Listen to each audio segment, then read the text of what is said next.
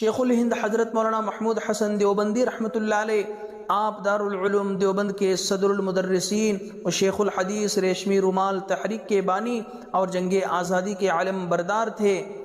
آپ کی ولادت 1268 مطابق سن عیسوی 1851 بمقام بانس بریلی، جبکہ آپ کے والد ماجد حضرت مولانا ذوالفقار علی صاحب مرحوم ملازمت مع اہل و عیال وہاں مقیم تھے ہوئی۔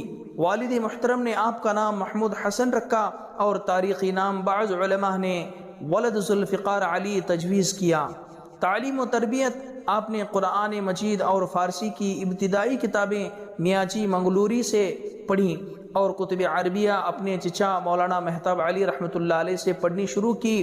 قدوری اور شرح تہذیب پڑھ رہے تھے کہ دارالعلوم دیوبند کا قیام عمل میں آیا، آپ اس میں داخل ہو گئے۔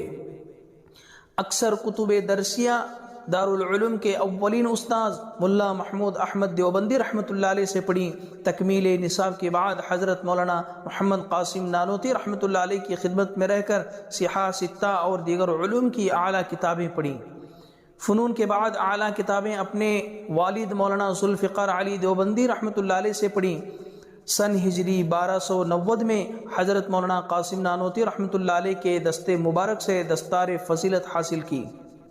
درس و تدریس فراغت کے بعد سن ہجری 1291 میں مدرس چہارم کی حیثیت سے آپ کا تقرر دارالعلوم دیوبند ہی میں ہو گیا، جس سے بتدریج ترقی پا کر سن ہجری 1308 میں صدارت کے منصب پر فائز ہوئے اور زندگی کے اخیر لمحے تک اس منصب پر فائز رہے۔ آپ کے تلامذہ میں شیخ الاسلام حضرت مولانا حسین احمد مدنی رحمۃ اللہ علیہ، علامہ انور شاہ کشمیری، مفتی کفایت اللہ دہلوی رحمۃ اللہ علیہ جیسے اساتین امت شامل ہیں۔ بیعت و خلافت آپ نے حضرت حاجی امداد اللہ مہاجر مکی رحمۃ اللہ علیہ کی صحبت میں رہ کر طریقت کی تعلیم حاصل کی اور اجازت و خلافت سے سرفراز فرمائے گئے۔ آپ اسلامی حکومتوں کے تعاون سے ملک کو آزاد کرانا چاہتے تھے، لیکن راز افشا ہونے کی وجہ سے آپ کو مکہ مکرمہ میں گرفتار کر لیا گیا۔ 3 سال 2 ماہ جزیرہ مالٹا میں نظر بند رہنا پڑا۔ 1919 میں رہائی کے بعد وطن تشریف لائے۔ ساحل بمبئی پر آپ کا زبردست استقبال کیا گیا اور آپ کو شیخ الہند کا لقب دیا گیا۔ آپ کے علمی کارناموں میں قرآن مجید کا اردو ترجمہ اور اس طرح کی بہت سے کتابیں اور سیاسی خطبات مشہور و معروف ہیں۔